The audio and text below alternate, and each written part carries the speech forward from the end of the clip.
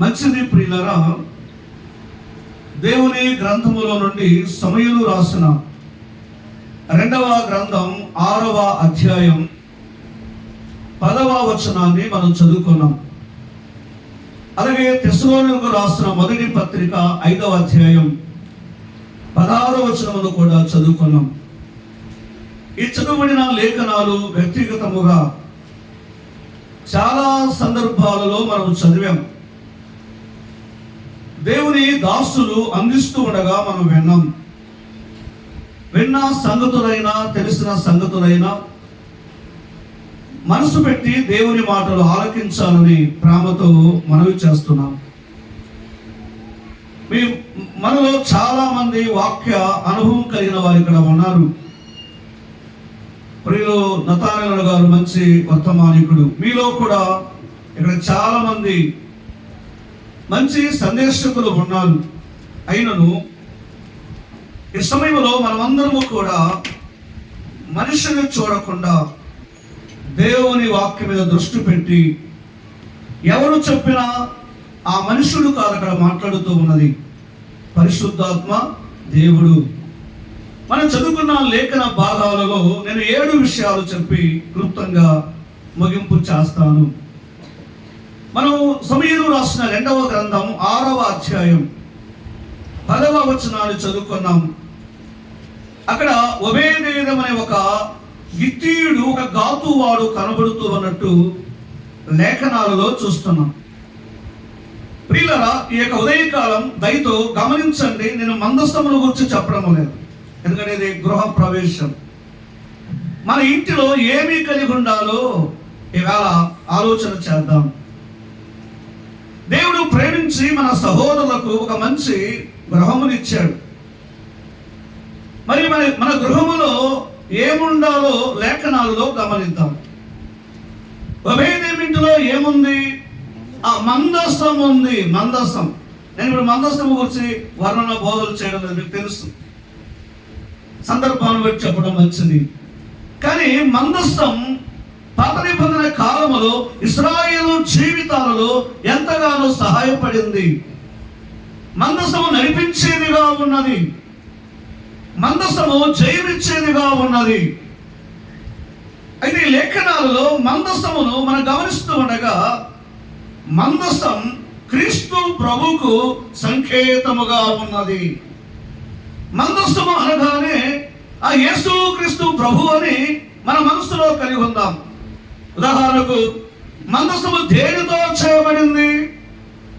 Brother, sister, మన నిర్గమాకాండం 25వ అధ్యాయం నుండి 40వ అధ్యాయం వరకు చదివితే టేబర్నకల్, ప్రత్యక్ష గుడారం, ఆ మందసం, ఆ ధూప వేదిక, ఆ దీపవృక్షం, ఆ పలుకలు ఎలా చేయబడ్డాయో చూస్తాం.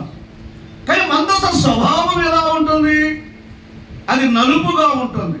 తుమ్మకర్ర, వాస్తవంగా దాని కర్రలో జాలకర్ర అంటారు. కానీ మనం గమనిస్తే అది అడవిలో నుండి వస్తుంది, అది అరణ్యంలో దొరుకుతుంది. అయితే స్నేహితులారా, నేను ముందే చెప్పాను, మందస ప్రసంగం కాదు, గుర్తు చేస్తున్నాను. కానీ మందసములో మానవుని పటము కనబడుతుంది, దేవుని కుమారుడైన క్రీస్తు ప్రభు పటము కూడా కనబడుతుంది.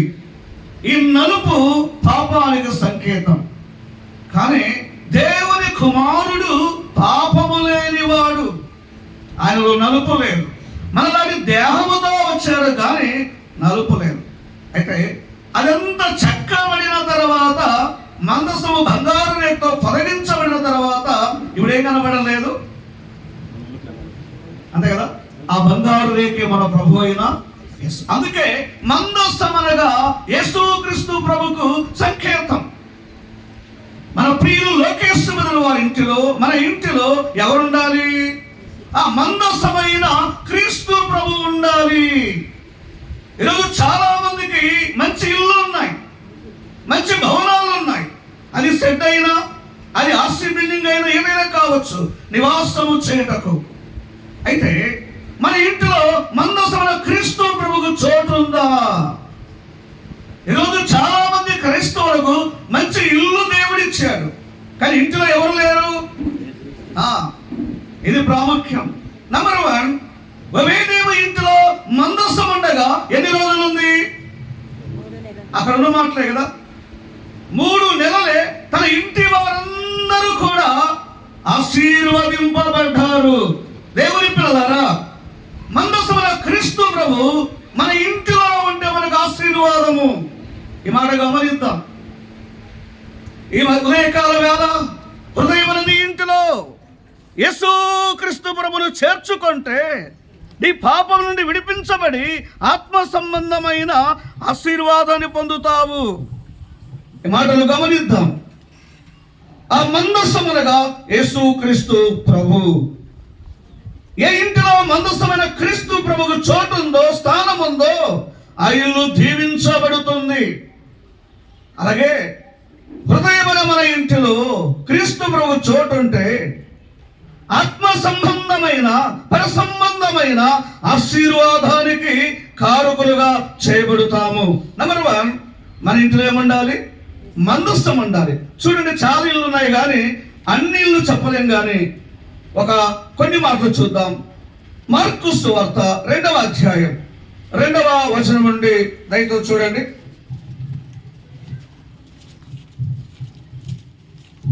ఆయన ఇంట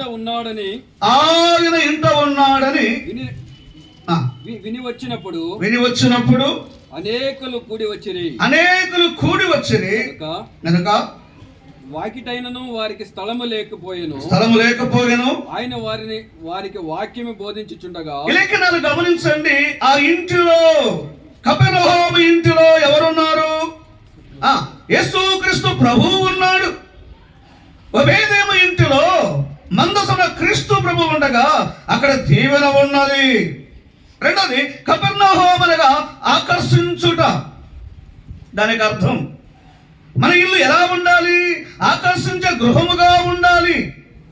ఆ ఇంటిలో అనేకులు చేర్చబడ్డారంటే ఆ ఇల్లు తెరవబడిన గృహము.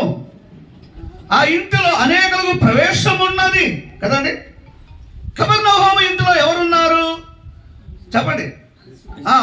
అక్కడ యేసుక్రీస్తు ప్రభువు ఉన్నాడు. ఆ మార్కు సువార్తలో కూడా 7 విషయాలు ఉన్నాయి. అవి నేను చెప్పడం లేదు. నా అంశంలోనే నేను నిలబడుతాను. మీరు ఊక లెక్క పెట్టుకోండి. అక్కడ ఇంటికి పోయి కపెర్నహూము ఇంటిలో యేసు ప్రభు ఉన్నాడు. అయితే అక్కడ ఒకటి గమనించాలి. ఆ ఇంటిలో వాక్యం ఉంది. ఉందా లేదా? ఆ 2-3 వచనాలలో మీ ఇంటిలో ఏముండాలి? ఆ దేవుని వాక్యం ఉండాలి. ఇంటిలో మందసమైన క్రీస్తు ప్రభు ఉండాలి. ఆ ఇల్లు దీవించబడుతుంది. రెండవదిగా మన ఇంటిలో వాక్యమునకు చోటు ఉండాలి. వాక్యమునకు ఈరోజు మన గృహాలలో ఏం లేదు? వాక్యము లేదు. బోర్డు ఉందండి. The head of the master Jesus Christ అంటాం. ఇంటి యజమాని యేసుక్రీస్తు ప్రభు. కానీ ఆ ఇంటిలో వాక్యమైన దేవుడు ఉన్నాడా? ఆ ఇంటిలో ఆయన ఉన్నాడు కాబట్టి ఆ ఇంటిలో ఏముంది? బోధ ఉంది. ఉందా లేదా బ్రదర్? ఉంది. మన ఇల్లు, మన ఇంటిలో నుండి దేవుని బోధ బయటికి వెళ్ళాలి. ఆ ఇంటికి అనేకులు వచ్చారు. ఆ ఇంటిలో ఆయన ఉన్నాడు, ఆయన బోధిస్తున్నాడు అనే మాటలు మనము గమనిస్తూ ఉన్నాం. ఆ ఇంటిలో ఆయన ఉన్నాడు కాబట్టి ఆ ఇంటిలో ఏముంది? ఆ ఇంటిలో ప్రవేశించిన వారికి స్వస్థత ఉంది. ఉందా లేదా? అక్కడ ఉన్నవి కాబట్టి చూపించలేదు. ఇంకా మన ఇంటిలో ఒకటి ప్రభువు ఉన్నాడంటే యేసుక్రీస్తు ప్రభు ఆశీర్వాదం. 2, మన ఇంటిలో ఆయన ఉన్నాడు అంటే ఆ ఇల్లు ఆకర్షించే గృహం. అందుకే అనేకులు వచ్చారు. అక్కడ స్వస్థత ఉంది. అక్కడ స్వస్థత ఉంది. అది స్వస్థపరిచే గృహం. మన లోకేశ్వర ఇంటిలో ఒకటి ఏముండాలి? మందసమైన క్రీస్తు ప్రభు ఉండాలి.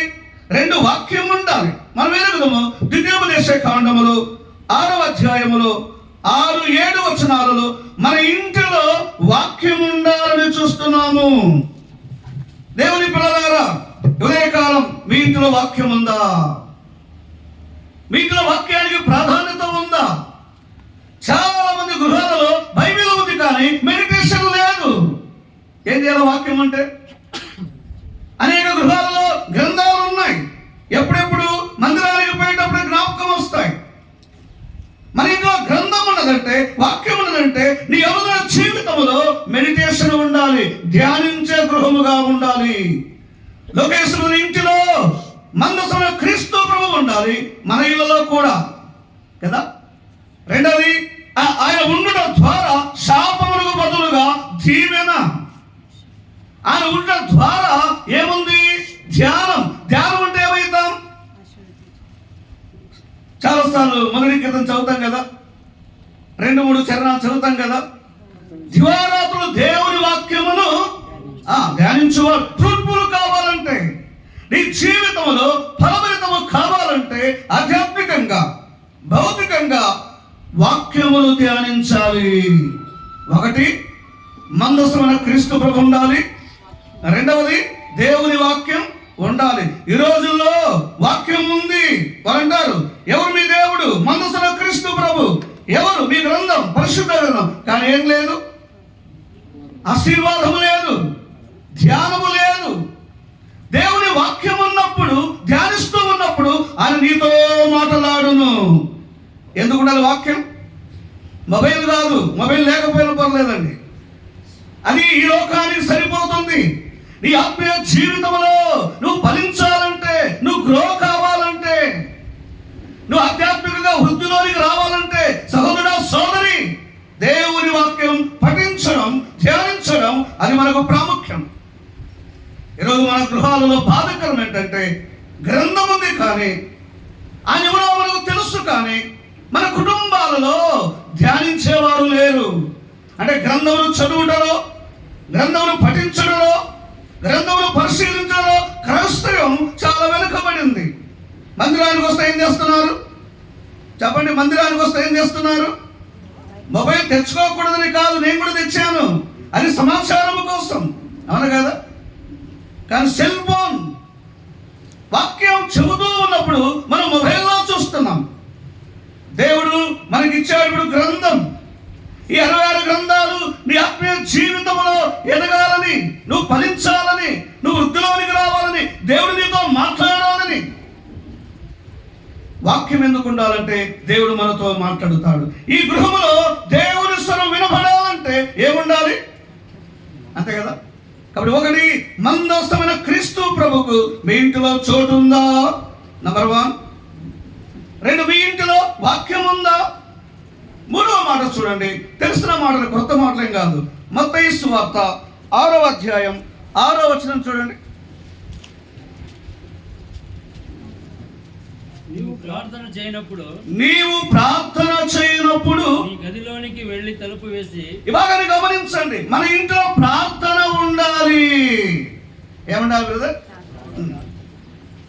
చాలా గృహాలలో ఇల్లు ఉన్నాయండి, ఫ్యామిలీ ప్రేయర్ లేదు, పర్సనల్ ప్రేయర్ లేదు, అవునా కదా. 3 ప్రార్థనలు. ఎగ్జాంపుల్, పర్సనల్ ప్రేయర్ వ్యక్తిగత ప్రార్థన, అవునా కదా. ఆ చర్చ్ ప్రేయర్ సామూహిక ప్రార్థన, సంఘ ప్రార్థన. Personal prayer, family prayer. ఈరోజు మన కుటుంబాలలో ప్రార్థన గది లేదు. గది అంటే గుడి కట్టమని చెప్పలేదు, అర్థమైందా? మనం ప్రార్థించే స్థలము ఒక ప్రార్థనా గదిగా మారిపోతుంది. ఒకటి, మందసమైన ప్రభువు ఉండాలి. 2, వాక్యం ఉండాలి. 3, ప్రార్థన ఉండాలి. ప్రార్థన ఉండాలి. ఈరోజు మన కుటుంబాలలో ప్రార్థన లేదండి, ప్రార్థనకు చోటు లేదు, ప్రార్థనకు అవకాశం లేదు, ప్రార్థనకు ప్రాధాన్యత లేదు.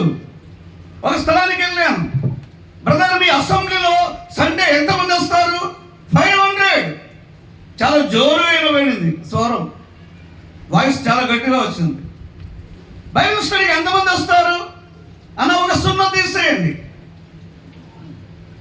విజ్ఞాపన ఇంకొక 0 తీసి ఎంతమంది అయ్యారు? ప్రార్థన లేని సంఘాలు, ప్రార్థన లేని కుటుంబాలు, ఎంత బాధాకరం. ఈరోజు మన జీవితంలో ఆత్మీయ ఉత్సవం లేకపోవడానికి, ఈనాడు మన ఆత్మీయ జీవితంలో ఆయన స్వరూపం, ఆయన సారూప్యం చూపించకపోవడం కారణం ఏంటంటే ఇది చాలా లోటు ఉంది. మన సంఘాలలో ఒకప్పుడు ప్రియులారా మనకంటే ముందుగా ఉన్న భక్తులు, వారు ప్రార్థన, వారి యొక్క అనుభవాలు, వారి జీవితంలో ఏది పొందాలన్నా, ఏది సాధించాలన్నా ప్రార్థన ప్రార్థన ప్రార్థన. మనం ఫెయిల్యూర్ అయినప్పుడు ప్రార్థన చేస్తున్నాం, అవును కదా? మరి మన సంగతి ఏంటి ప్రియులారా? మనందరితో చర్చించి ఒప్పింపలేము, కానీ దేవుని పిల్లలుగా మన ఇంటిలో ప్రార్థనకు స్థానం ఉందా? ఒకటి, మన ఇంటిలో మందసాన క్రీస్తు ప్రభు ఉండాలి. రెండు, వాక్యం ఉండాలి. లోకేశ్వర గృహము ద్వారా మనకిస్తున్న సందేశం ప్రభు. మన గృహములలో ప్రార్థన ఉండాలి. ప్రభుతో మాట్లాడుతున్నామా? ప్రార్థన అంటే అదే కదా. ప్రార్థన ద్వారానే జయం, ప్రార్థన ద్వారానే మన జీవితాలు ఊపిరి లాంటిది. నీ జీవితంలో ప్రార్థన లేకపోతే ఊపిరి లేని వాడితో సమానము. మరి మన ఇంట్లో ప్రార్థన ఉందా? దేవుడు ప్రేమించే గృహం ఇచ్చాడు, ఇంటిలో ప్రార్థన ఉండాలి ప్రతిరోజు. దైవ గ్రంథములో ఉదయకాలం, దైవ గ్రంథములో మధ్యాహ్నం, దైవ గ్రంథములో విశ్రాంతికి వెళ్ళేటప్పుడు ప్రార్థించే భక్తులు ఉన్నారు. దేవుని ప్రజలారా, ప్రార్థన మన ఇంటిలో అవసరం. చూడండి, ఒక ప్రైమ్ మినిస్టర్ ఇంటిలో ప్రార్థన గది ఉంది. తెలిసిన మాటే. దానియేలు గ్రంథం 6వ అధ్యాయం 10వ వచనం చూడండి. 6:10 చూడండి. 6వ అధ్యాయం 10వ వచనం త్వరగా చూడండి. దానియేలు గ్రంథం, నేను చెబుతాను, చదవాలని అంతే. ఇట్టి శాసనము సంతకము చేయబడనని దానియేలు తెలుసుకొనినను అతడు తన ఇంటికి వెళ్ళి యథాప్రకారముగా అనుదినము. ప్రియులారా, దానియేలు ప్రైమ్ మినిస్టర్, ఒక ఉన్నతమైన ప్రధానమంత్రి. కానీ దానియేలు ఇంట్లో ఏముంది? పర్సనల్ ప్రేయర్ ఉంది. ఆయన వ్యక్తిగత ప్రార్థనా జీవితాన్ని కలిగి ఉన్నాడు. చట్టాలు ఉన్నాయి, ప్రభుత్వాలు ఆదేశించాయి. ఎన్ని రోజులు ప్రార్థన చేయకూడదట? 30 దినములు. నిజంగా మన ముందు ఒకటి ఏదైనా ఒక వార్నింగ్ వస్తే మన పరిస్థితి ఏంటి? ఒకవేళ మీ దగ్గరికి వచ్చి మీరు క్రిస్టియనా అది కూడా వస్తారే చెప్పలేమండి, చర్చలో చెప్తాము. ఈ సొసైటీని ప్రశ్నిస్తాయి, అవునా కదా? నేను క్రైస్తవుని నువ్వు చెప్పలేవు. ప్రార్థన వెళుతారా? అవునండి, అప్పుడప్పుడు. దానిలో తన ప్రభువు కంటే, తన పదవి కంటే, తన యొక్క జీవితం కంటే ప్రభుతో మాట్లాడమే ముఖ్యము. నేను ప్రార్థన లేకుండా ఉండలేను, నా ప్రభుతో మాట్లాడకుండా ఉండలేను. దానియేలు ప్రార్థనలో ప్రభుత్వాల మీద, చట్టాల మీద ప్రార్థన జయమిచ్చింది. ఎందుకు ప్రార్థన చేయాలి? మన అక్కడలో తీరాలి. ఈరోజు ప్రార్థన చేస్తున్నాం, దయతో వినండి. సౌండ్ బాక్స్ గట్టిగా వస్తుందా లేదా నా స్వరం? ఈరోజు మన శబ్దాలు వినబడుతున్నాయి, కానీ ఆడంబరాలతో, ఆర్భాటాలతో, ఉజీవ కోరికలలో ప్రార్థనలు గట్టి గట్టిగా మన మాటలు వినబడుతున్నాయి, కానీ శక్తి లేని ప్రార్థనలు. ఏ బ్రదర్, సిస్టర్, నీ జీవితంలో నిజముగా ఆత్మ సంబంధమైన ప్రార్థనలు కనబడము లేదు. ఏదో చేయాలి, ఏదో విజ్ఞాపనకు వెళ్ళాలి, ఈరోజు ఫ్యామిలీ ప్రేయర్ ఇంటిలో ఉండాలి. ఉండాలి ఈ ప్రార్థనలో శక్తి. ఈనాడు వాస్తవంగా శక్తి లేని ప్రార్థనలు చేస్తున్నాం, ఒప్పుకుందాం. ప్రారంభంలో మన ప్రార్థన, మనం కలిగి ఉన్న ఆసక్తి, మనం కలిగి ఉన్నటువంటి ఒక న్యూ గ్లోబ్, ఒక నమూనా ఎంత అద్భుతంగా ఉండేది.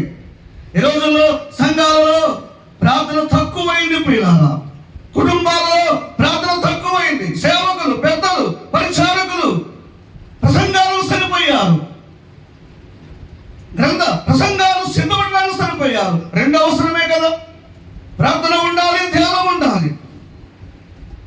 మన ఇంటిలో ప్రార్థన. దానియేలు ఇంట్లో ఏముంది? ప్రార్థన ఉంది. శబ్దాలు వినబడుతున్నాయి. ఎంతో భక్తి కలిగిన ప్రార్థన చేస్తున్నట్టు దానియేలు కనబడుతున్నాడు నేను. కానీ నా ప్రార్థనలో సత్తా లేదు, శక్తి లేదు, ఆత్మ నడిపింపు లేదు, కార్యాలు జరగడం లేదు, శరీరముతో కూడిన ప్రార్థనలు. ప్రియులారా, ఆత్మ నడిపింపులో ఉందాం, ఆత్మ అధీనములో ఉందాం. దానియేలు ఆత్మ అధీనములో ఉన్నాడు కాబట్టి దాని ఇంటిలో ఇప్పుడు ఏముంది? ప్రార్థన ఉంది. ఉందా మీ ఇంటిలో? దైవజనులు భక్సింగంకులు గారు ఒకప్పుడు ఈ ప్రార్థన అక్కరలేదు, ఈ గ్రంథం అక్కరలేదు, ఇది విదేశీ మతం, ఈ అట్ట చాలు నాకు, ఈ బైబిల్ అట్ట, ఈ నలుపు, ఈ గ్రంథం నాకు అక్కర్లేదు, కాల్చి వేసిన వాడే. ఒకరోజు దేవుడు వాస్తవమైన ఇండియాలో ఒక మంచి అగ్రికల్చర్ ఇంజనీర్గా చదువుకున్నాడు వేరే దేశంలో. తల్లిదండ్రులు ఎన్నో ఆశలు పెట్టుకున్నారు, మరి వ్యవసాయ రంగం ఉంది.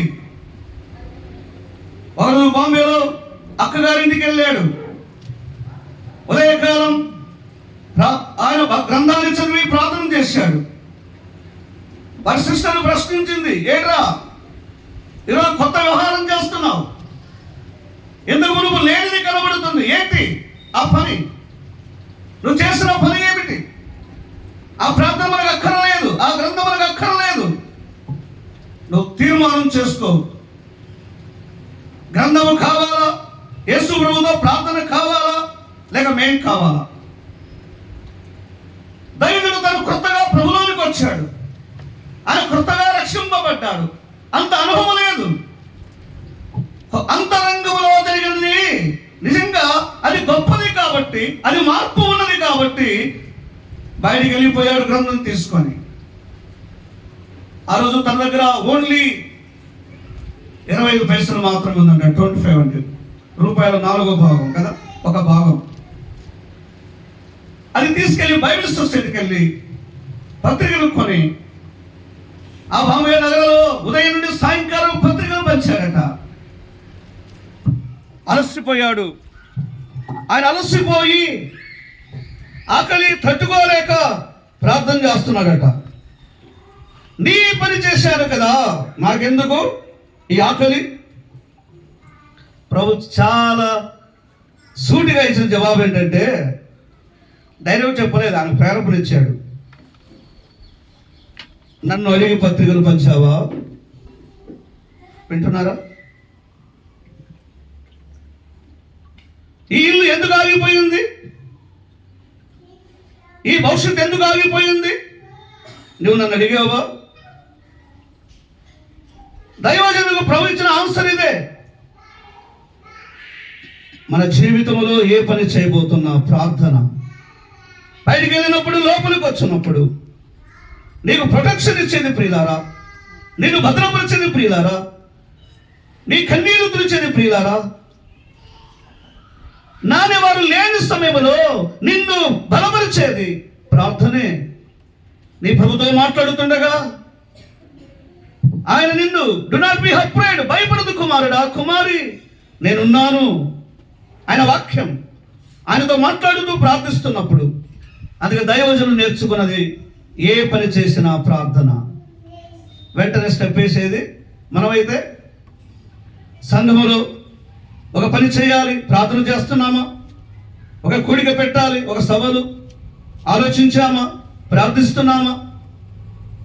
మనం చాలాసార్లు పేదలు కారణం ఏంటంటే నేను నీవు నేను మనం కనబడాలనుకుంటున్నాం, మన ప్రభువు కనబడడం లేదు. నిజంగా ఆయన కనబడాలనుకున్నవాడు ప్రతి ఒక్కటి ఆయన అడిగి చేస్తాడు. ప్రార్థన అంటే అడగడమే, అంతే కదా. ఇవే కాలం దేవుని పిల్లలారా, మన ఇంటిలో ఏముండాలి? ప్రార్థన. మన ప్రభు ఎంత మాదిరి, మన ప్రభు ఎంత మాదిరి. మార్కు సువార్త 1వ అధ్యాయం 30వ వచనం, ఆయన పెన్నలకడే లేచి ఇంకా చీకటి ఉండగానే ఏం చేస్తున్నాడు? ప్రార్థన. మనం ఎన్ని గంటలకు లేచాం ఈరోజు? సర్లేండి, బలహీనంగా ఉంటే అనారోగ్యం ఓకే, అది వేరే విషయం. ఎంతకు లేస్తున్నాం? ఎవరు 3 గంటలకు వరకు నిద్రపోవడం లేదు, మొబైల్ వారు నిద్రపోనియదు కదండి. చిన్నోడు కూడా మనం పని చేసుకోవాలంటే 3 years ఓల్డ్ కూడా మొబైల్ ఇస్తే ఇంకా మన మాట వింటాడు. ఎలాంటి దినాలు వచ్చాయి. హన్నా గారు మొబైల్ అలవాటు చేయలేదు, ప్రార్థన నేర్పింది. యోకోబేదు తన కుమారుడికి ఇశ్రాయేలు కష్టాలేంటో వాక్యమైన పాలతో నేర్పింది, ఇవి నేర్పలేదు. వెంటనే డైరెక్ట్గా ఆ మొబైల్ ఎక్కడుందో కళ్ళు ఇలా అనుకుంటూనే పోతుంది. మన ఇల్లు ఎలా ఉన్నాయి ఈవేళ? మొబైల్ లేని ఇల్లు ఉందంటే లేదండి, అన్ని ఇళ్ళలో మొబైల్ ఉన్నాయి. మంచిది, అవసరమే, దాన్ని వాడుకోవాలి, దేనికి వాడాలో దాన్ని వాడాలి. కానీ దేవుని వాక్యం మన ఇంటిలో ప్రార్థన ఉండాలి. ప్రార్థన ఉంటే మనం ఇక దేనినైనా జయించవచ్చు. నేను 4వ మాట చెప్పాలి ఇష్టపడుతున్నా. 118వ కీర్తన 15వ చరణము చూడండి. 118, 15 త్వరగా చదువుకుందాం. నీతిమంతుల గుడారములో రక్షణ కూర్చిన ఉత్సాహ సునాదం వినబడును. యెహోవా దక్షిణ మన గృహములో ఆయన గానము వినబడాలి, ఆయన పాటలు వినబడాలి. మన ఇంటిలో నుండి ఏమి వినబడాలి? చాలా మంది ఇళ్ళలో ఏమి వినబడుతున్నాయి? మందిరానికి వెళ్తారండి కదా, రెండు వినబడతాయండి వారి ఇళ్ళలో. మా ఇంటికి రండి, టీవీ లేదు, టీవీ తెచ్చుకోలేక కాదు, టీవీ లేదు, దాని నుండి అంత క్షేమం కలగలేదు. ఒకసారి ఒక దైవజనుడు గోపాలుడి గారు చెప్పారు, చూద్దాం దీన్ని జయించలేము అనుకున్నాను, దాన్ని జయించలేకపోయాను అన్నాడు. అది నీకు ఎందుకు శోధనగా పెట్టుకుంటావు? దేవుని పిల్లలారా, ఉదయకాల వేళ మన ఇంటిలో ప్రభువును కూర్చున్న పాటలు వినబడాలి, మన ఇంటిలో ఆయన గానం వినబడాలి, ఆయన గురించి పాడే గృహముగా ఉండాలి. నిజంగా మన గృహాలు ఇలా ఎలా ఉన్నాయి ఈవేళ? ప్రతి మొబైల్లో సీరియల్, సినిమా పాటలు. మీరు ఏ ఇంటికైనా వెళ్ళండి, దేవుని పిల్లల గురించి చెప్తున్న, వేరే వాళ్ళ గురించి కాదు. ప్రతి ఇంటిలో వినబడుతూ ఉన్నది వారి ఆత్మీయ జీవితాన్ని నష్టము కలిగించే పాటలు. దేవుని పిల్లలుగా మనము, మన కుటుంబం ఆయనను గానము చేద్దాం, పాటల చేత ఆయన మహిమపరచుదాం, పాటల చేత ఆయన నామాన్ని గొప్ప చేద్దాం. 4వది, మన ఇంటిలో ఏముండాలి? ఆ పాటలు ఉండాలి. 5వ, తెలిసిన మాట, ఇవన్నీ కొత్త రెఫరెన్సులు కాదు, ఒక పాట, ఒక అంశం. యెహోషువ గ్రంథం 24వ అధ్యాయం 15వ వచనం చూడండి. యెహోషువ గ్రంథం 24వ అధ్యాయం 15వ వచనం చూడండి, త్వరగా చదవండి. నేను చెబుతాను, చదవాలను, అక్కడ ఖచ్చితంగా మనం చూపించాలి కదా. యెహోవాను సేవించుట మీ దృష్టికి కీడని తోచినది. కింది లైన్ చదవండి ఇప్పుడు. నేను నా ఇంటి వారు ఆరాధించే గృహముగా, ఆయనను స్తుతించే గృహముగా ఉండాలి. కల్దీయ దేశం నుండి వారి పితృ అబ్రహాం బయటకు వచ్చాడు. ఒకప్పుడు వారు ఎవరిని పూజించేవారో మనం ఎరుగుదు. యూట్యూబ్లో ఆ విషయాన్ని చెప్పలేము. ఆ జీవము లేని వాటిని వారు పూజించారు, సాగిలపడ్డారు. వారి పిత అబ్రహామును దేవుడు దర్శించాడు, ఆయన విమోచించాడు. ఆ దేవుడు పరిచయం కాగా, ఈ నాయకుడు, ఈ దైవజనుడు, మీ ఇష్టం మీరు ఎలా ఉంటారు? మేము ఒక తీర్మానానికి వస్తున్నాం, ఒక సపరేషన్, ఒక ప్రత్యేకత. ఈవేళ నాకు దేవుడు ఒక ప్రత్యేకత ఇస్తున్నాడు. ఏ కాల్ టు సపరేషన్, ప్రత్యేకతకు పిలుపు. ఆయన ఒక ప్రత్యేకతకు నిర్ణయించుకున్నట్టుగా దేవుడు కూడా మనం ప్రత్యేకంగా ఒక కాల్ చేస్తున్నాడు. నీవు ఆయనను ఆరాధించాలంటే, నీ ఆరాధన మహిమపరచబడాలంటే ప్రత్యేకత అవసరం. అందుకే మీరు ఎలా ఉంటారయ్యా? అయితే నేను, నా కుటుంబం, నేను, నా పిల్లలు. నిజంగా ఇలాంటి గృహం ప్రభువు మహిమ రాదా? భర్త గారు ఆరాధనకు వెళ్తాడు, పిల్లలేమో లోకంలో ఉంటారు, భార్యనేమో ఇంటిలో ఉంటుంది. ఎంత బాధాకరం. అయితే ఈ దైవజనుని ఇల్లు, ఈ యెహోషువ ఇల్లు, ఆ ఇంటిలో ప్రభువును గురించి మహిమపరచడం, ప్రభువును గురించి పూజించడం, ప్రభువు నామానికి మాత్రమే మహిమ తేవడం. నన్ను ఆయన ఎందుకు సృష్టించాడు, ఆయన ఎందుకు నిర్మించాడు వారికి అర్థమై ఉన్నది. మన యెషయా గ్రంథంలో గమనిస్తాం, ఆయన నన్ను సృజించింది మన ద్వారా ఆయనకు మహిమ రావాలి. మరి మన గృహంలో దేవుడు మహిమపరచబడుతున్నాడు. కపెర్నహూము ఇంటిలో మహిమ ఉందా లేదండి? ఆ కపెర్నహూము ఇంటి ద్వారా దేవుడు మహిమపరచబడ్డాడు. ఆ ఇంటి ద్వారా జరిగిన కార్యాలు, 7 విశేషమైనటువంటి అద్భుతాలు కపెర్నహూము ఇంటిలో జరిగాయి. ఈరోజు మన ఇంటి వారు ఒక తీర్మానం చేద్దాం, మా ఇంటిలో ఆయన మాత్రమే పూజింపబడదగిన వాడు, ఆయన మాత్రమే సరిపోయిన వాడు. ఆయన ఎందుకు పూజించాలి, ఆయన ఎందుకు సేవించాలి, ఆయన ఎందుకు ఆరాధించాలి? ఇవాళ నీవు నేను కూడా ఆలోచిస్తే ఆ ముద్దు కుమారుడైన క్రీస్తు ప్రభును నేను పాపములో జీవిస్తూ ఉండగా, నిత్య దండనకు వెళుతూ ఉండగా, ఉగతకు సమీపముగా ఉండగా తన కుమారుడైన క్రీస్తు యేసు ప్రభును మనకు ఈవిగా అనుగ్రహించాడు. ఉగ్రతను విడిపించాలని, రక్షణ దయచేయాలని. మరి ఇంతగా ప్రేమించిన ఆయన ఎడల మన గృహాలు ఆరాధించే గృహాలుగా మారాలి. యోహాను సువార్త 17వ అధ్యాయం ప్రభు యొక్క ప్రార్థన అదేనండి. మీరు గమనిస్తే అక్కడ చూడండి, ఆ 17వ అధ్యాయం అంతటిలో కూడా అక్కడ భౌతికమైన మెటల్ కొరకు ఆయన ప్రార్థన చేయడం లేదు. మీరు బాగా పరిశీలిస్తే ఆత్మ సంబంధమైన వాటి కొరకే ప్రార్థించాడు. మీరు మొదటి 5 వచనాలు గమనిస్తే ఆయన ప్రార్థనలో దేవుని మహిమను గురించి, అవునా కదా? మొదటి 5 వచనాలలో తండ్రి లోకము పుట్టక మునుపు నీ యొద్ద నాకు ఏ మహిమ ఉండను. కాబట్టి ఆయన ఏమై ఉన్నాడు, ఆయన ఉన్నతమైన వాడు. ఆయన నేను ఏమై ఉన్నాము దాని గురించి మాత్రమే ప్రార్థన. 6:19లో శిష్యులను గురించే ప్రార్థన, అవును కదా? అయితే 20 నుండి 26 వచనాలు గమనిస్తే మనుషులందరి కొరకు అన్నాడు.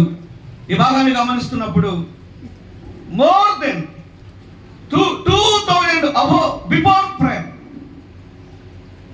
ఆయన ముందుగానే మనకు ఏం చేశాడు బ్రదర్? ప్రార్థన చేశాడు. మన సంకల్పం కొరకు ముందే ప్రార్థించాడు. ఎంత ప్రేమ గలవాడు, నరకానికి వెళ్ళకూడదని. మరి ఇంతగా ప్రేమించిన ఆయన ఎడల నీవు ఆయనను సేవిస్తున్నావా? నీవు ఆయనను మహిమపరుస్తున్నావా? నీ కుటుంబం ద్వారా ఆయన నామానికి మహిమ ఉన్నదా? అందుకే ఆయన ఏం చేశాడు అది ఆ భక్తులు గుర్తించి, మీ ఇష్టం, మేము ప్రత్యేకంగా ఉండబోతున్నాం, నేను నా ఇంటి వారు ఆ దేవునే సేవిస్తాం, సేవించే గృహముగా ఉండాలని చూస్తున్నాం. ఎప్పుడు విన్న మాటనే ఇంకో మాట చదువుకుందాం. అపొస్తలుల కార్యాల గ్రంథం. మరి నేను ఎందుకు చెప్పాను మీరు చెప్పాలి. 16-15 చూడండి. ఇది ఎన్నోదండి? 6వది కదా? ఓకే, 16-15 చదవండి. ఆమెయు ఆమె ఇంటి వారు బాప్తిసం పొందినప్పుడు నేను ప్రభువునందు విశ్వాసముంచిన దానని మీరు ఎంచితే నా ఇంటికి వచ్చి ఉండడని. ప్రియులారా, ఆతిథ్యం ఇచ్చే గృహం. మన ఇంట్లో ఏముండాలి? ఎవరో చెప్పినా చెప్తారు. ఇది బేత్రియా ఇంట్లో ఆతిథ్యం ఉంది. ప్రభు ప్రతిసారి ఇంటికి వస్తాడు, అవునా కదా? అలాగైతే లోకేశ్ అనే ఇంటిలో 6వది ఆతిథ్యం ఇచ్చే గృహముగా ఉండాలి. ఈరోజు గృహాలు ఎలా ఉన్నాయి దర్శిస్తున్నప్పుడు? ఆ ప్రారంభంలో ఆతిథ్యం లేదండి. ఇంతకు మునుపు ఆ పరామర్శించుటలో, ఆతిథ్యం ఇచ్చుటలో, చేర్చుకొనుటలో చాలా విశేషంగా ఉండేది. లూదియా వ్యాపారస్తురాలే కానీ ఊదపడి అమ్ముకునే ఆమె దేవుని యందు విశ్వాసం ఉంచి తన కుటుంబాన్ని ప్రభువులోకి నడిపించడమే కాదు, నేను రక్షణ పొంది ఉన్న దానిని మీరు ఎరిగి ఉంటే సవాలు కాదు. నా గృహము రక్షింపబడిన గృహం అయితే, నా గృహము ప్రభువును చేర్చుకునే గృహం అయితే రండి మా ఇంటికి. ఇంత బలవంత పెట్టేవారు ఇప్పుడు ఆడున్నారు కదా, బంధువులు కానీ విశ్వాసులు కానీ. అన్నయ్య అతానేలు ఉన్నా అది నాకు కనబడం లేదు. సునీమరాలు బలవంతం పెట్టింది. 2వ రాజుల గ్రంథం 4వ అధ్యాయములో 8-10 వచనాలు మన ఇంటికి వచ్చేవాడు. ఆయన భక్తి కలిగిన దైవజనుడు. అమాట గమనించాలి, దైవ భక్తి గల ఇంటికంటే అందరం చేర్చుకోవడం కాదండి. ఇప్పుడు మనం ఏం చేస్తున్నాం? బైబిల్ పట్టుకొని వస్తే, అవునా కదా? అవ్వ అలా చేసినందుకే ప్రాబ్లం వచ్చింది, అంతే కదా? మా సంఘ పెద్దలు తెలుసా? ఆ డానియల్ మా పరిచారకులు తెలుసా? లేక ఇంకా ఎవరికైనా తెలుసా? మనం ఎరిగి ఉండాలి. ఆతిథ్యం అంటే ఇష్టం వచ్చాడు అందరికీ చేయాలని వాక్యం చెప్పడం లేదు. వారు భక్తి కలిగిన వారా? వారు ప్రభు పిల్లల? నిజంగా వారు ప్రభు కోసమే జీవిస్తున్నారా? ఆతిథ్యానికి సరిపోయిన యోగ్యులా? ఎటువంటి అటు చేయకూడదు. ఈ విషయంలో వీ హ్యావ్ టు కేర్ఫుల్. ఈ రోజులో జరుగుతున్న ప్రమాదాలు, ఎవరు గృహాలకు వస్తున్నారు కానీ తెలియని వారి విషయంలో జాగ్రత్తగా ఉండడం మంచిదే కదా. లూదియా వారి మధ్యకు వచ్చిన వారు భక్తి కలిగిన వారు దేవుని ప్రజలే, వారు ప్రభువులతో కడగబడిన వారే, వారు పరలోక ప్రతినిధులు. అందుకే ఆమె ఆత్మీయంగా వారిని ఆహ్వానిస్తుంది. బలవంత పెట్టిన మాట నన్ను చాలా ప్రోత్సహిస్తుంది. మనం బలవంత పెట్టేవారముగా ఉండాలి. అక్కడ పాత నిబంధనలో కూడా సునేమరాలు బలవంతా పెడుతుంది. భర్త ఆమె మాట వినాలంటే ఈమె ఎంత స్ట్రాంగ్ ఉండాలి కదా ఆత్మీయతలో, అవునా కదా? చెప్పండి. నాకు అనిపిస్తుంది సునేమరాలు గనురాలంటే నిజంగా ఆయన భక్తి కలిగినది. అందుకే భర్త గారు అంత స్ట్రాంగ్ బిలువరు కాదేమో కాబోలు ఆయన ఆమె మాట తీసుకున్నాడు. ఎందుకని? నా సతీమని ఆమె ప్రభువును సేవించే దాసురాలు. ఈ అనుభవాన్ని సోదరులు కూడా కలిగి ఉండాలి అని దేవుని వాక్యం తెలియజేది. 6వది, మన ఇంట్లో ఆతిథ్యం ఉండాలి. మీకు క్వశ్చన్ అండి, ఆతిథ్యం ఇచ్చే విషయంలో యేసు ప్రభు కూడా చెప్పాడు లేదా? మత్తయి సువార్త చూడండి 10వ అధ్యాయం 39వ వచనం చదువుకుందాం. 39:40 చదవండి. తన ప్రాణం దక్కించుకుని వాడు దాన్ని పోగొట్టుకున్నాను గాని నా నిమిత్తము తన ప్రాణము పోగొట్టుకున్నవాడు దాన్ని దక్కించుకున్నాను. మిమ్మును చేర్చుకున్నట్టు చేర్చుకున్నవాడు నన్ను చేర్చుకున్నాడు. గమనించారా? చదవండి. నన్ను చేర్చుకున్నవాడు నన్ను పంపిన వారిని చేర్చుకున్నాను. ప్రవక్త ఇక్కడ అన్ని తెలియజేస్తున్నాడు. ప్రవక్తను చేర్చుకునే ప్రవక్త పొలం, శిష్యుని శిష్యుని పొలం కదా. నీతిమంతు చేర్చుకునే నీతిమంతుని అంటే చేర్చుకునే విషయంలో, ఆతిథ్యం ఇచ్చే విషయంలో దేవుని లేఖనాలు సూటిగా తెలియచేస్తున్నాయి. మన గృహాలలో ఆతిథ్యం ఇచ్చే గృహముగా ఉండాలి. 6వది, మన ఇంట్లో ఆతిథ్యం ఉందా? నిజంగా మన ఇంట్లో పరిచర్య ఉందా? మొదటి కొరింథీ పత్రిక 16వ అధ్యాయంలో మనం గమనిస్తాం ప్రియులారా, 15-16 వచనాలలో స్తెఫను ఇంటి వారు అక ఇంటి వారికి పరిచర్య చేయటంలో ప్రథమ ఫలమై ఉన్నారు. కొన్నిసార్లు చూస్తాం, ఎప్పుడు వెళ్ళిన ఆ ఇంటిలోనే ఆతిథ్యం. సంఘ పెద్దలు ఎలా ఉండాలి బ్రదర్? బైబిల్ ఏం చెప్తుంది? తిమోతి రాసినటువంటి మొదటి పత్రిక 3వ అధ్యాయంలో పెద్దలు ఆతిథ్యం ఇచ్చేవారుగా ఉండాలి. ఈరోజు వాక్యం చెప్పేవారు సరిపోయారు. పెద్దలు కూడా పరిచర్య చేయాలి, ఆతిథ్యం ఇవ్వాలి, మన గృహాలలో ఆతిథ్యం ఉండాలి. 6వదిగా మన కుటుంబం ఆతిథ్యం ఇచ్చే గృహముగా ఉండాలి. బేకరీ అంటే ప్రభుకి ఇష్టం. అందుకే కదా వారి సమర్పణ, వారు కలిగి ఉన్న ప్రేమ, వారు ప్రభువును ప్రేమించడంలో, చేర్చుకొనడంలో ఆరాధన మాత్రమే కాదు, ప్రసంగం మాత్రమే కాదు, ప్రార్థన మాత్రమే కాదు, నాలాంటి వారు కూడా కొంతమంది ఆతిథ్యం పుచ్చుకొని తెలుసు, కానీ వారింటికి వెళితే గ్లాసు నీళ్ళు ఇచ్చేది కూడా ఉండదండి. ఇది కూడా కరెక్ట్ కాదు. దేవుని పిల్లలు నేర్చుకోవాలి. ఈ ఆతిథ్యంలో ప్రేమ కనబడుతుంది. మనం ప్రభువు యొక్క పిల్లలుగా ఒకరికి ఒకరము ఆతిథ్యం ఇచ్చేవారముగా ఉండాలి. దైవ గ్రంథంలో చూడండి, ఒక యవన కుటుంబం ఉంది. అపొస్తలుల కార్యాల గ్రంథం 18వ అధ్యాయం 26వ వచనం చూడండి బ్రదర్. 18:26 చూడండి. అకులాయు విని అతన్ని చేర్చుకొని దేవుని మార్గము మరి అకుల ప్రిస్కిల విని అతన్ని చేర్చుకొని అనమాట గమనించండి. They are receiving together. ఏం బ్రదర్? వారు యవనస్తులు, వారు పెద్ద అనుభవం కలిగిన కుటుంబం కాదు. చాలా చిన్న ఉద్యోగం. ఏం బ్రదర్? 13లో చాలా చిన్న ఉద్యోగం, టెంట్ మేకర్, డేరలు కుట్టేవారు. వృత్తికి డేరలు కుట్టువారే, చిన్న ఉద్యోగమే, కార్మికుడే. అయితే ఏముంది? ఆ దైవజనులు చేర్చుకునేవాడు. పౌరుని ఎన్ని రోజులు పెట్టుకున్నాడు ఇంటిలో?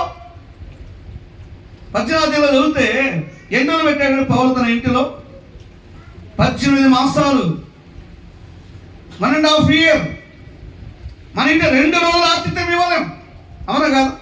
మన బంధువులు వస్తేనే ఎప్పుడు వెళ్తారట, అవునా కదా? ఇవి స్టార్ట్ అయ్యాయండి ఈ రోజుల్లో. అన్నయ్య వారు వస్తే అక్కయ్య వారు ఎప్పుడు వెళ్తారు? వాళ్ళు అక్కగారింటి తరపున వస్తే ఎప్పుడు వెళ్తారండి మీ అమ్మ నాన్న? క్రైస్తవులో చూస్తున్నాం మనం ఆతిథ్యం ఇచ్చేవారముగా, ప్రేమనిచ్చేవారముగా, అందులో సహకరులను అర్థమవుతుంది. అకులా ప్రిస్కిల్లాలు నిజంగా ఇంత చూడండి, కేటన్ ఫ్యామిలీ మాదిరి కలిగిన కుటుంబం, అవునా కదా? అకులా ప్రిస్కిల్లాలు చిన్నవారే, యవనస్తులే, పెద్ద వయస్సు లేదండి. దేవుని పట్ల, దైవజనుని పట్ల వారు చేర్చుకుని వారుగా ఉన్నారు. మన గృహాల్లో ఈ అనుభవం ఉందా? నిజంగా మన కుటుంబాలలో ఇవి అవసరము ప్రియులారా. ఈరోజు చాలా స్థలాలలో ఇది లేదు. క్రైస్తవ గృహాలలో ఇది చాలా వెనకబడిపోయింది. దేవుని పిల్లలుగా చేర్చుకున్న గృహముగా మారుదాం. కపెర్నహూం త్యాగముతో కూడిన గృహం, అవునా కదా? ఎందుకు త్యాగం?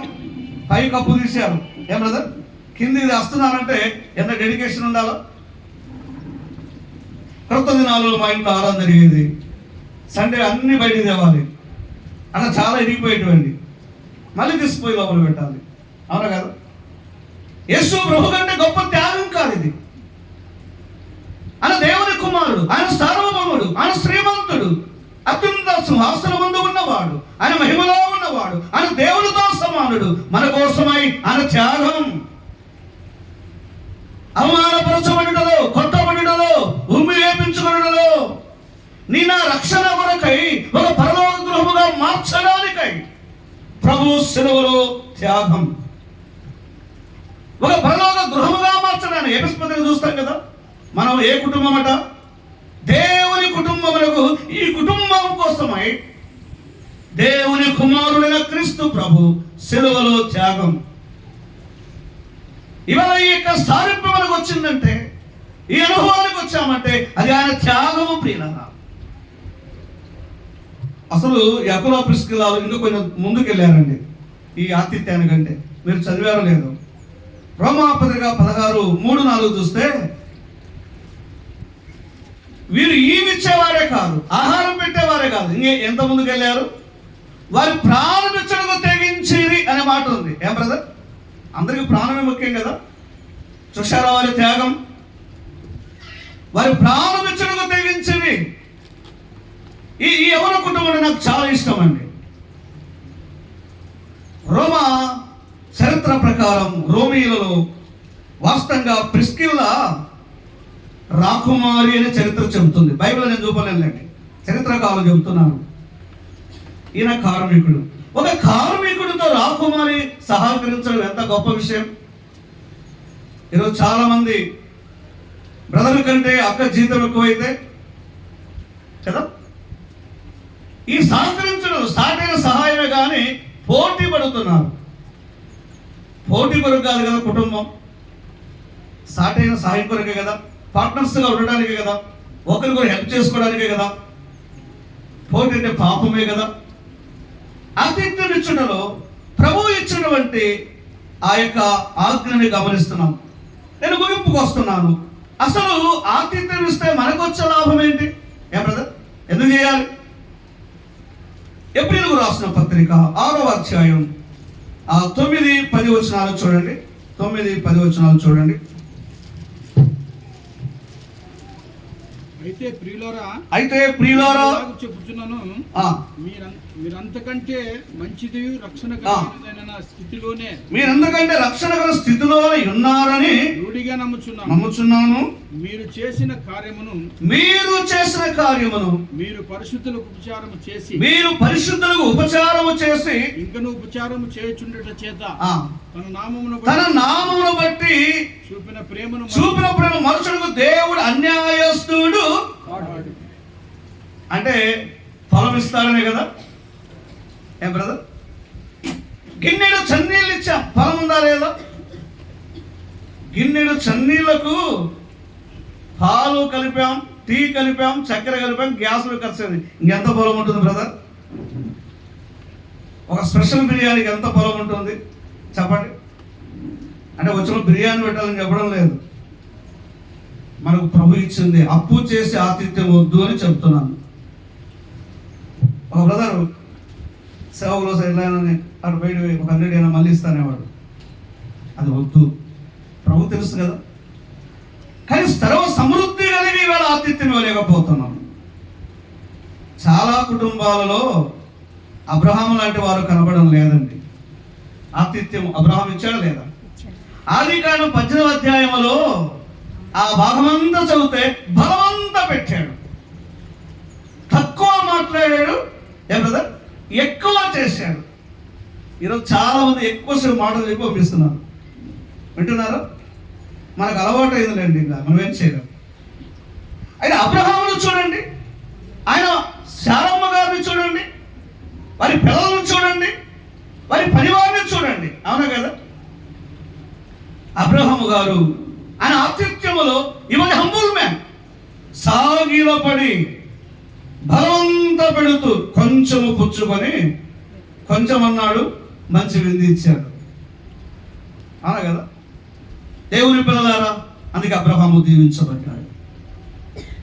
ఆదికాండం 24 మొదటి వచనంలో అబ్రహాం అన్ని విషయాలలో ఎందుకు చేయాలంటే నేను చెప్తున్నాను. ఎందుకు చేయాలా? సేవకులు ఎందుకు చేర్చుకోవాలా? పెద్దలు ఎందుకు చేర్చుకోవాలా? ఎందుకు పెట్టాలండి కదా? దేవుని యొక్క ఆజ్ఞ ఇది. నువ్వు ఇలా చేయగలిగినప్పుడు అబ్రహామును వర్ధిల్లం చేసిన దేవుడు, మానవ దంపతులు వర్ధిల్లం చేసిన దేవుడు కుమారుడు లేడు, ఇచ్చాడు లేదా? ఈ అనుభవాన్ని ఒక అబ్రహాము వలె, ఒక అకుల ప్రిస్కిల వలె, ఒక సునేమరాలు వలె, ఒక లూదియా వలె మన ఆతిథ్యము ఉండాలి. ఇవన్నీ చేశాం. ఇప్పుడు ఫస్ట్ మందసం ఇవన్నీ అయినాయి. ఇప్పుడు ఏమొస్తుంది మనకు? నేను చదివిన మాటనే మళ్ళీ ముగింపు అవుతుంది. ప్రారంభంలో ఏం చెప్పానో అదే చూడండి. సామెతల గ్రంథం, మీరు ఒకసారి దయతో సామెతల గ్రంథం తెరవండి. తెలిసిన మాటనే 3వ అధ్యాయం దయతో 33వ వచనం చదవండి బ్రదర్.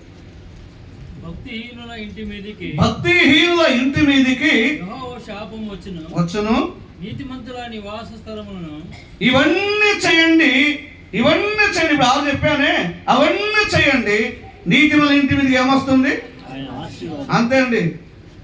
నేను ఇట్లా చేతులు పెడితే ఆశీర్వాదం రాదు.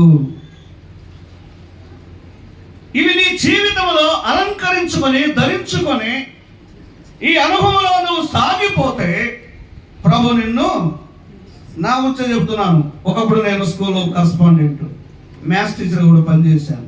సొంత స్కూల్ 1 to 10. ప్రభు సేవ చేయడానికి వచ్చినప్పుడు నేను, మా భార్య, ఆమె చిన్న వయసు, నా చిన్న వయసు, మా ఇంట్లో ఎవరు ప్రభు నమ్ముకోలేదు. నేను సేవకు వచ్చినప్పుడు మీరు నమ్ముతారో లేదో, నా వయసు 22 ఏళ్ళు ఉంటుంది, అంతకంటే ఎక్కువ ఉండదు. ఇప్పుడు సేవకు వచ్చి 34 years, నా 32 years అవుతుంది. బ్యాంకు బ్యాలెన్స్ లేకుండా మనం కర్ణాటక ప్రాంతం వెళ్ళి ఏ మనిషికి అపీల్ చేయకుండా ప్రభు పని చేయాలని ప్రార్థన చేసుకున్నాం. మా భార్య వయసు 18 years. దేవుడు చాలా, గాడ్ ఈజ్ ఫెయిత్ఫుల్. దేవుడు నమ్మదగిన వాడు. ఉపవాసం అంటే ఏంటో పరిచయంలో అర్థమైంది. వస్త్రహీనత అంటే ఏంటో అర్థమైంది. ఎకనామిక్ సమస్య అంటే ఏంటో అర్థం. స్కూల్లో ఉన్నప్పుడు 500 గిఫ్ట్ ఇవ్వడం పెద్ద సమస్య ఏర్పడలేదు. 2 rupees ఆఫరింగ్ అమలాపురంలో వేయడానికి నాకు పిల్లలకు కష్టమయ్యేది. ఇది బహిరంగంగా చెప్తున్న ప్రభు ఈ మాట్లాడుతున్నాడు. ఈ అనుభవం గుండా వెళుతూ ఉండగా ఈ చేయని దేవుడు ఇలా కాదు కానీ ఇలా చేశాడు. దేవుని పిల్లలారా, పిల్లలను దీవించాడు, వారి వర్ధిల్లా చేశాడు, వారిని ఆయన పరిచయం వాడుతూ ఉన్నాడు. మీరు అన్ని విషయంలో వర్ధిల్లాలంటే ఈ 6 సూత్రాలు చేసిన తర్వాత సామెతలు 4:33 రండి, 3:33 ప్రభు మీరు దీవించకుంటే నన్ను అడగండి. కానీ యేసు ప్రభు ఆస్తులు ఇవ్వాలి, డబ్బులు ఇవ్వాలి అని నమ్ముకోలేదు. మాకు ఒక పరలోకము కావాలని నమ్ముకున్నాం. ఒకరోజు దేవుని దాసుడు వాక్యం చెబుతున్నాడు, నీ పాపంలో చనిపోతే ఎక్కడికి వెళుతావు? యవనుడా, నీ పాపంలోనే చనిపోతే ఎక్కడికి వెళ్తామనే మాటలు దేవుని దాసులు చెబుతుండగా విన్నాను. 7th క్లాసులో ఆ మాటలు వినబడుతున్నాయి. నీ పాపాల కోసమై యేసుక్రీస్తు ప్రభు వారు సిలువ వేయబడ్డాడు. నీ పాపాల కోసమై ఆయన తల మీద ముళ్ళ కిరీటం పెట్టారు. నీ పాపాల కొరకై ఆయన పొడవబడ్డాడు, ఆయన కొట్టబడ్డాడు, ఆయన ఉమ్మి వేపించుకున్నాడు, ఆయన వస్త్రహీనుడయ్యాడు, ఆయన ఎగతాళి చేయబడ్డాడు, ఆయన చనిపోయాడు అని విన్నాను. అంతేకాదు, ఆయన సమాధి చేయబడి మరణాన్ని ఓడించి తిరిగి లేచిన మాటలు విన్నాను. ఆయన విశ్వాసం ఉంచితే నువ్వెంత ఘోర పాపివైనా నీ పాపాలు క్షమిస్తాడని ఆ మాటలు విన్నాను. ఆ మాటలు విశ్వాసం ఉంచాను. దేవుడు నా పాపములు క్షమించాడు, నాకు ఒక శాంతి కలిగించాడు. ఈ లోకం వెళ్ళిపోయేటప్పుడు పరలోకములో దేవుని రాజ్యంలో ఉంటారు ఒక నిరీక్షణ కూడిన మనందరికీ ప్రభు ఇచ్చాడు. ఈ కూడికలు ఇంకెవరు ప్రభుని అంగీకరించకపోతే ఇది అనుకూల సమయం, రక్షణ దినం. ఈ లోకంలో నీకు ఇల్లు లేకపోయినా నో ప్రాబ్లం, పరలోకంలో నీకు ఇల్లు ఉందా? ఊరికి పోయే దారి నీకు తెలుసా? అయితే ఆయన చెప్పాడు, నేను వెళుతున్నాను, నేను మీ కొరకై ఏం చేయబోతున్నాను. ఆయన దగ్గర అనేక నివాసములు ఉన్నాయి. ఈ కూడికలో ఉన్న సోదరి సోదరుడా, బయట వినబడుతున్న నా దేశ ప్రజలారా, ఒకవేళ ఈ ప్రభువు మీకు ఇంకా ఎరగకపోతే ఇది మతం కాదు, ఇది కులానికి సంబంధించింది కాదు, ఇది ఒక మార్గం, ఇది ఒక మోక్షానికి సంబంధించింది. మీరున్న స్థలంలో నెమ్మది లేదా, శాంతి లేదా, సమాధానము లేదా, ఆనందము లేదా? మీరు అనుకున్న వాటిలో సక్సెస్ కాలేక కృంగిపోతున్నారా?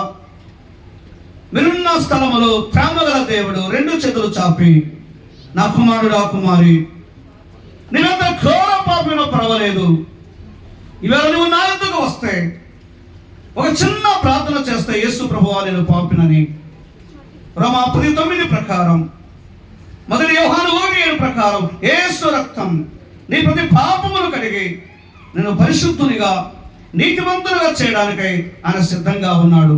మేము బలవంత పెట్టడం లేదు, మత మార్పిడి చేయడం లేదు. ఒకవేళ నువ్వు ఇష్టపడి వస్తే, ప్రభు అయిన యేసుక్రీస్తునందు విశ్వాసం ఉంచితే నువ్వెంత ఘోర పాపివైనా, బైబిల్ చెబుతుంది 1 కొరింథీ పత్రిక 6వ అధ్యాయం 9, 10, 11 వచనాలలో ఆయన దగ్గర దొంగలు వచ్చారు, త్రాగుబోతులు వచ్చారు, వ్యభిచారులు వచ్చారు, నరహంతకులు వచ్చారు, మోసగాళ్ళు వచ్చారు, అక్రమస్తులు వచ్చారు, ఒక రౌడీ షీటర్ కూడా యవన కాలంలో ఒక సౌలు అనే వ్యక్తి వచ్చాడు. ఆయన ఎదుగురాక హంతకుని మార్చివేశాడు, దొంగను మార్చివేశాడు. వారి మతం మార్చుకోలేదు, కానీ వారి బ్రతుకులో మార్పు కలిగింది. ఆశ కలిగిన వారు మా దేశ ప్రజలుగా మా 2 చేతులు జోడించి ప్రేమతో ఆహ్వానిస్తున్నాం. ఈ కూడికలో ఉన్నవారైనా బయట ఉన్నవారైనా చిన్న ప్రార్థన. యేసుక్రీస్తు ప్రభు ఎందుకు వచ్చి పాపిని అంటే నీ కులము పోదు, నీ ఆస్తి పోదు, నీ ధనం పోదు, నీ ఉద్యోగం పోదు, నీ పాపములు క్షమించబడతాయి. అట్టి ఆశ కలిగిన వారు ప్రభు అయిన యేసుక్రీస్తునందు విశ్వాసం ఉంచండి. మిమ్మల్ని దేవుని ఇల్లుగా మారుస్తాడు. ఈ భూమి మీద ఈ భాగ్యము పొందితే పరలోక ఇంటికి నీవు వెళ్ళగలవు. ఇప్పుడు మా అందరికీ ఒక నిరీక్షణ ఉంది, ఇక్కడ చనిపోయి కళ్ళు మూస్తే అక్కడ తెరుస్తామండి, అంతే కదా? ఇది క్రైస్తవుల నిరీక్షణ. అట్టి ఆశ కలిగిన వారు ప్రభువును నమ్ముకండి. మరి విశ్వసించిన మనము దేవుడిచ్చిన మన గృహాలలో ఇవి ఉన్నాయో లేదో పరిశీలించుకుందాం. ఒక సెకండు. నేను ముగింపులో ఒక మాట చదివాను, ఆ మాట చెప్పి నా సమయం కూడా అయిపోయింది, ఇంకా బేదరు కాదు, ముగిస్తాను. 1 తెస్సలోనిక పత్రిక 5 పదాలు చదువుకుంటేనే మనకు ఈ కూడికకు ఒక అందం ఉంటుంది. చూడండి, 5వ అధ్యాయం 16వ వచనం. ప్రతి విషయమునందు కృతజ్ఞతాస్తుతులు చెల్లించుడి, ఇలాగు చేయుట యేసుక్రీస్తునందు. ఇక్కడ ఒక క్వశ్చన్ మార్క్. మన పట్ల దేవుని చిత్తము ఏమిటి? ఇది ప్రసంగం చేసుకుని పోతే చాలా టైం పడుతుంది, కానీ నేను ముగింపు చేస్తున్నా. మన పట్ల దేవుని చిత్తము ఏమిటి? ఈ భాగంలో గమనిస్తే తెస్సలోనికలకు రాస్తూ వారు విగ్రహారాధికులుగా ఉండగా, జీవన దేవుడు మళ్ళీ ఉండగా రెండవ పత్రికలో 2వ అధ్యాయములో, మొదటి పత్రిక 1వ అధ్యాయములో వారికి కలిగిన రక్షణ జ్ఞాపకం చేస్తున్నాడు. ఆ రక్షణకై వారు ప్రభును స్తుతించాలి. కానీ మన పట్ల దేవుని చిత్తం ఏమిటి? ఏం బ్రదర్ సిస్టర్ చాలా క్లియర్గా రాశాడు కదా. ఆ ప్రతి విషయమునందు 103వ కీర్తన జ్ఞాపకం వస్తుందా లేదా? మొదటి 3 చరణాలు ఏం చెప్తున్నాయి? అక్కడ ప్రాముఖ్యంగా 7 మేలులు కనబడతాయి ఆ కీర్తనలో. అయితే ఆయన చేసిన ఉపకారం దేనిని, ప్రతి విషయము దేనిని ఒకటే కాదా, ఎవ్రీథింగ్ గివింగ్ థ్యాంక్స్. ప్రతి విషయమునందు ఆరోగ్యం ఇచ్చాడా, ఆయుష్ ఇచ్చాడా, ఉద్యోగం ఇచ్చాడా, కుటుంబాన్ని ఇచ్చాడా, పిల్లల్ని ఇచ్చాడా,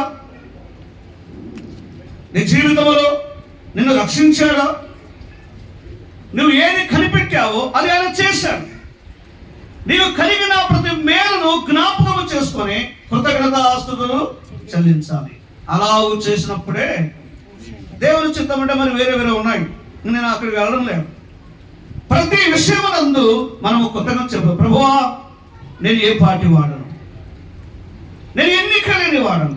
దావీదు యొక్క అనుభవం 103వ కీర్తన, సమయంలో 2వ గ్రంథం 7వ అధ్యాయం 18వ వచనంలో ఏం చేశాడు? దావీదు తన ఇంటిలోనికి పోయి కదా, ఏం బ్రదర్, అతడు సాగిలపడి, ఇంతగా నువ్వు నన్ను హెచ్చించుటకు నేను ఏ పార్టీ వాడను. అక్కడ మరొక మాట చెప్పాడు, నేను కానీ నా తల్లిదండ్రులు కానీ ఏ పార్టీ వారము. బిగినింగ్ మర్చిపోతాం కదా బ్రదర్, మర్చిపోతాం లేదా? ఇప్పుడు ఏం చెప్తాం? నా బ్యాక్గ్రౌండ్ తెలుసా? మనం చెప్పేదంతా ఇంతే కదా. డానియల్ కూడా ఏం చెప్పాడు? ఆయన వెనక మర్చిపోయాడు. నా బ్యాక్గ్రౌండ్ తెలుసా? ఫ్రంట్ గ్రౌండ్కి రండి. బ్యాక్గ్రౌండ్ వద్దు. బ్యాక్గ్రౌండ్ పౌలుకు ఉంది, ఉందా లేదా? Is erection. పౌలు కూడా ధనవంతుడే. ఫ్రంట్ గ్రౌండ్కి వచ్చాడా లేదా? వెనుకున్నవన్నీ. అలాగే దేవుని ప్రజలారా, దావీదుకు జ్ఞాపకం చేసుకున్నాడు, అయ్యో నేను వీటికి తగిన వాడను కాను, ఇంతగా నీవు హెచ్చించడం ఏ పాటి వాడనని సాగిలపడి కలిగిన మేలుకై ప్రభువును స్తుతించాడు. మనం అనేక సార్లు చదువుతాం. లూకాసు వార్త 17వ అధ్యాయములో 15వ వచనములో 10 మంది కుష్ఠరోగులు ఉన్నారు కదండి. అందరికి బాగు చేశాడు లేదా? 10 మంది మేలు పొందారు. వచ్చిన ఎంతమంది? వేరే ఆ కుమ్మం దగ్గర వారు ఎక్కడ? నేను 10 మందికి మేలు చేశాను కదా. మేలు పొందిన వాడు గొప్ప శబ్దముతో స్తోత్రము చేశాను. కృతజ్ఞత కాదా? ఇలాగ గ్రంథంలో చెప్పుకుంటూ వెళ్తే చాలా విషయాలు ఉన్నాయి, కానీ సమయాన్ని బట్టి మనం ముందుకు వెళ్దాం. చాలా టైం అయింది. మరి జ్ఞాపకం చేసుకుందాం. కలిగిన ప్రతి మేలును బట్టి ప్రతి విషయమునందు కృతజ్ఞతాస్తుతులు చెల్లించండి. ద్వితీయోపదేశకాండములో 8:10లో కూడా అలాగే చెప్పాడు. మీ ఆహారమును బట్టి, మీకు ఇచ్చిన దేశమును బట్టి మీరు ప్రతి విషయములు అన్నాడు. అక్కడ ఒక మాట చెప్పాడు, మీరు ఇంటికి చదవండి. ద్వితీయోపదేశకాండంలో 10వ క్రొత్త ఇల్లు కట్టుకుని మరిచిపోదురేమో. బ్రదర్ లోకేష్ బ్రదర్, మళ్ళీ మీరు అలా అనుకోద్దండి. అందరికి మా కూడా క్రొత్త ఇల్లు కట్టుకున్నాం లేదు మందిరం మీద కదా, అన్నకు కూడా ఉంది. మర్చిపోదురేమో. ఇశ్రాయేల్ మర్చిపోయారా లేదా? మనం కూడా జి రాజరాములు గారు చెప్పేవారు, అప్పుడన్న మాట ఇప్పటికి ఎక్కడ ఉందట? కడుపులో దాచుకున్నాం. మర్చిపోలేదు కదా. ఎవరైనా తిట్టారంటే మర్చిపోమండి. మరి దేవుడు చేసిన మేలుల పట్ల ఉందా కృతజ్ఞత? ఈ 2 వర్తమానాల ద్వారా వాడిపోదాం. మనం దీవించబడాలంటే 6 సూత్రాలు ఉండాలి మన ఇంటిలో. అయితే కలిగిన మేలును బట్టి ఒక విశ్వాసిగా మన ప్రభువును సాగిలపడి, ప్రభువా నిన్ను బట్టి అయ్యా ఈ స్థితికి రావుటకు, నిన్ను బట్టి ప్రభువా నేను నా కుటుంబం అని నీవుగా నేనుగా కృతజ్ఞులమై సాగిలపడి ఆయన అదొక్కటి అడిగాడండి. ఇంకేమన్నా అడిగాడా? అసలు దేవునికి థ్యాంక్స్ చెప్పించుకోవాలని ఇష్టం ఉందా లేదా? ఉందా లేదా బ్రదర్? బైబిల్లో ఉందా ఎక్కడైనా? లేకుంటే ఎందుకు అడుగుతాడు? ఇప్పుడు 10 మంది కుష్ఠరోగుల్లో వారిలో ఒకడు, ఆ 9 మంది ఎక్కడయ్యా? ఊరు వెలుపల ఉంటే ఇంట్లోకి రానియకుండా ఉంటే వారు కూడా మేలు చేశాను కదా, అవునా కదా? వారెక్కడ అంటే దేవుడు తప్పకుండా ఇంకేం ఆశించడు, కానీ ఒక థ్యాంక్స్ చెప్తే చాలు. నువ్వు కృతజ్ఞుడవై నిన్ను బట్టే ఈ అనుభవాన్ని కలిగి ఉందాం. ప్రభు ఇంకా మన ఆత్మీయ సరిహద్దులు ఆయన విశాలపరిచి ఆయన మహిమ కోసమై నన్ను నువ్వు తప్పకుండా ఆయన వాడుతాడు, ఉపయోగిస్తాడని ఈ వాక్యము ద్వారా, ఈ చిన్న సందేశము ద్వారా తెలియచేస్తూ ఈ వర్తమానాన్ని ముగింపు చేస్తున్నాను. మరి ప్రియులారా, ప్రేమతో ఆహ్వానించిన మరి కుటుంబానికి, మరి కూడి వచ్చిన మీ అందరికీ, రెఫర్ చేసిన నతానిల్ గారికి అందరికీ ప్రభువు పేరట నా ప్రత్యేకమైన వందనాలు. మా కోసం, మా కుటుంబం కొరకు, మా పరిచయ కొరకై ప్రార్థించండి. Thank you.